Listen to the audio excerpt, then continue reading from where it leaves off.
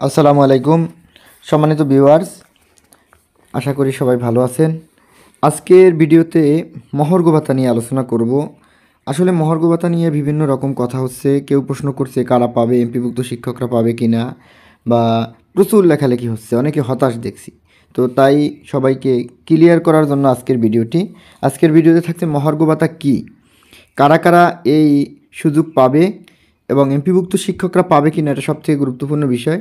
এরপরে কর্মকর্তা এবং আরেকটা গুরুত্বপূর্ণ বিষয়, কর্মকর্তা কর্মচারীদের জন্য কি আলাদা করে থাকছে পার্সেন্টেজ আকারে, না সবার জন্য সমান, এরপরে তাদের পার্সেন্টেজ আলাদা কিনা, এরপরে জুলাই 2024 থেকে কার্যকর হবে কিনা এ নিয়ে, এবং সর্বশেষ কবে থেকে পেতে পারেন, এই 5টি বিষয় নিয়ে আজকে আলোচনা করছি। তো যাই হোক, ভিডিওটি প্রথম থেকে শেষ পর্যন্ত দেখবেন। মূল বিষয়ে আলোচনায় চলে যাচ্ছি। 1 নম্বরে আলোচনা, মহার্ঘ ভাতা কী, এ নিয়ে অনেকের কোশ্চেন। তো মহার্ঘ ভাতা কী? মহার্ঘ ভাতা হলো নিত্য প্রয়োজনীয় দ্রব্যের দাম বেড়ে যাওয়ার সঙ্গে জীবনযাপনে কুলিয়ে ওঠার জন্য যে বিশেষ ভাতা দেওয়া হয় তাকে মহার্ঘ ভাতা বলে। অর্থাৎ যখন একটা দেশে নিত্য প্রয়োজনীয় দ্রব্যের দাম বেড়ে যায়, যেমন বাংলাদেশে এই অর্থাৎ 2013 সালে সর্বশেষ মহার্ঘ ভাতা দেওয়া হয়েছিল। এরপর থেকে তো দ্রব্যমূল্যের দাম ক্রমান্বয়ে বাড়তে বাড়তে তো সেটা সীমাহীন হয়ে গেছে।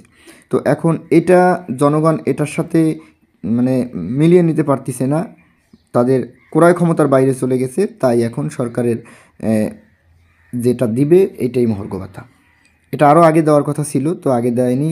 তো এখন বিভিন্ন পত্রিকায় আসছে, এখন আর না দেওয়া না, এখন দিবে, 100% দিবে। একটু ধৈর্য ধরেন, আরও বিষয়গুলো আলোচনা করছি। মহার্ঘ ভাতা কী আশা করি আপনারা বুঝতে পারছেন।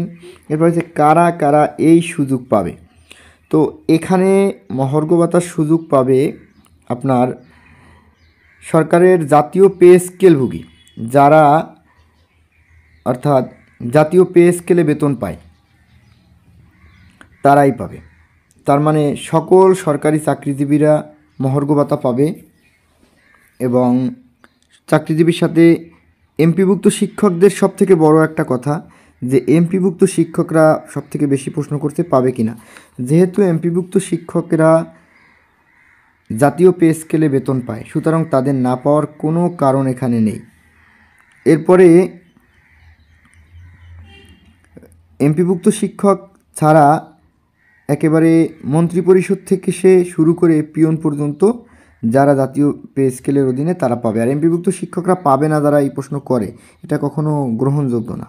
কারণ আপনি 2013 সালের মহার্ঘ তো আপনি একেবারে নিঃসংকোচে পেয়েছেন, সুতরাং এখন কেন পাবেন না? এটা প্রথম আলোর তথ্য। পিয়ন থেকে মন্ত্রিপরিষদ সচিব পর্যন্ত সবাই এই ভাতা পাবেন, এবং এমপিভুক্ত শিক্ষকরা তো থাকবেই সাথে। এরপরে কর্মকর্তা কর্মচারীদের জন্য কি আলাদা? এখন এবছর কিন্তু এখানে দেখেন, এই প্রথম আলোর একটা নিউজ, সব সরকারি কর্মকর্তা কর্মচারীকে মহার্ঘ ভাতা দেওয়ার সিদ্ধান্ত নিয়েছে অন্তর্বর্তী সরকার। একই সঙ্গে অবসরে গিয়ে পেনশন ভোগরত কর্মকর্তা কর্মচারীরাও এই সুযোগ পাবেন।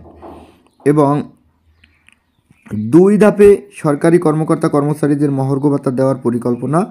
এর মধ্যে রয়েছে 2 ধাপের মধ্যে কর্মকর্তা, এবং এখানে দেখেন এই প্রথম আলোর এই নিউজটাই, তবে এর 2টি ধাপ হতে পারে। এর মধ্যে কর্মকর্তাদের জন্য একটু কম এবং কর্মচারীদের জন্য একটু বেশি দেওয়া হতে পারে। এখন কেমন এটা, ধরেন আপনি কর্মচারী যারা একেবারে নিচের লেভেল, এদেরকে যদি তাদের সমান দেওয়া হয়, যদি 50% দেওয়া হয়, তাহলে যাদের বেতন 9,000 টাকা, চতুর্থ শ্রেণীর কর্মচারী, তাদেরকে কিন্তু 4,500 টাকা আসে। সুতরাং 50% দিলে তাহলে একজন কর্মকর্তার কত আসে হিসাব করেন। একজন কর্মকর্তা যার মনে করেন 78,000 টাকা স্কেলে বেতন পায়, তার বেসিক 78,000 টাকা হলে তার অর্ধেক, তাতে প্রায় 37-38,000 টাকা চলে আসে। দেখেন তাহলে ডিফারেন্সটা কত।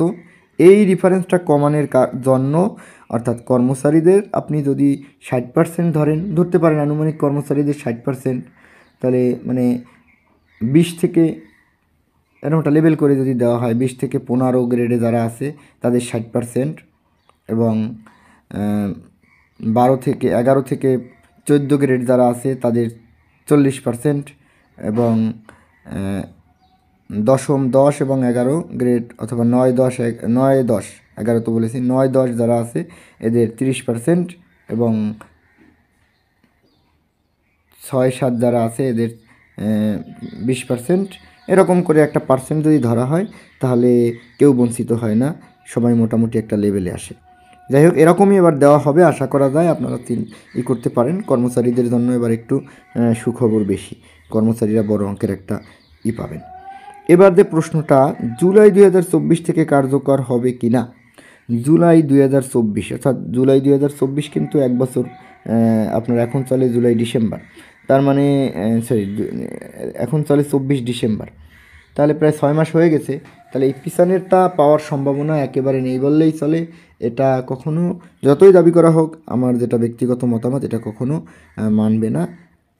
তাহলে কবে থেকে পেতে পারেন?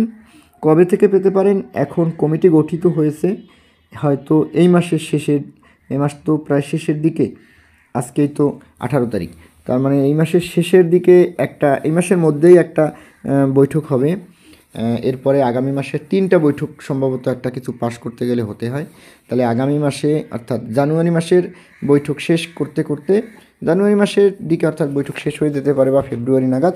এরপরে আশা করা যায় আগামী বাজেটেও দিতে পারে, আর যদি ভাগ্য ভালো হয় আগামী বাজেটে না দিয়ে তাহলে আপনাদেরকে অর্থাৎ মার্চ এপ্রিলের দিকেও পেতে পারেন। মার্চ এপ্রিলের দিকে পেলে তো ভালো, আর নাইলে নতুন বাজেট করে যদি দেওয়া হয় তাহলে নতুন বাজেটেই পেতে পারেন। নতুন বাজেটে যদি পান তাহলে আগামী 2025 সালের যে বাজেট, সেই বাজেটে যদি দেওয়া হয় তাহলে 25 সাল এই মহর্গতে যাবে, 26-এ আপনারা নতুন পে স্কেল পাবেন। এটাই সাধারণত হয়, 1 বছর সাধারণত মহর্গ দেওয়া হয়, তারপরে 1 বছর বা এর কম বেশি কিছু সময় মহর্গ দিয়ে তারপরে নতুন পে স্কেল দেওয়া হয়। আর এটা না করে যদি আপনার ফেব্রুয়ারি মাসের নাগাদ যদি দিতে পারে সরকার, ফেব্রুয়ারি মাস যদি দেয় তাহলে ফেব্রুয়ারি, মার্চ, এপ্রিল, মে, জুন পর্যন্ত দিয়ে আপনি পরবর্তী জুনে বাজেট করে জুলাইতে আপনি আগামী বছর থেকে আবার নতুন পে স্কেল পেতে পারেন। তো সম্মানিত দর্শক শ্রোতা, আমার কাছে যে আপডেটগুলো ছিল বা যে তথ্যগুলো ছিল সবই আমি আপনাদের সাথে শেয়ার করলাম। তো আশা করি সবাই বুঝতে পারছেন। কোনো কোশ্চেন থাকলে অবশ্যই করবেন। ধন্যবাদ সবাই, ভালো থাকবেন, সুস্থ থাকবেন। আসসালামু আলাইকুম। এবং নেক্সট মহার্ঘ নিয়ে যে আপডেট পাবো অবশ্যই দেওয়া হবে। যদি ভালো লাগে অবশ্যই আপনারা টিচার্স ক্লাব ইউটিউব চ্যানেল এবং আমার ফেসবুক পেজের সাথে যুক্ত থাকতে পারেন। ধন্যবাদ সবাইকে। আসসালামু আলাইকুম।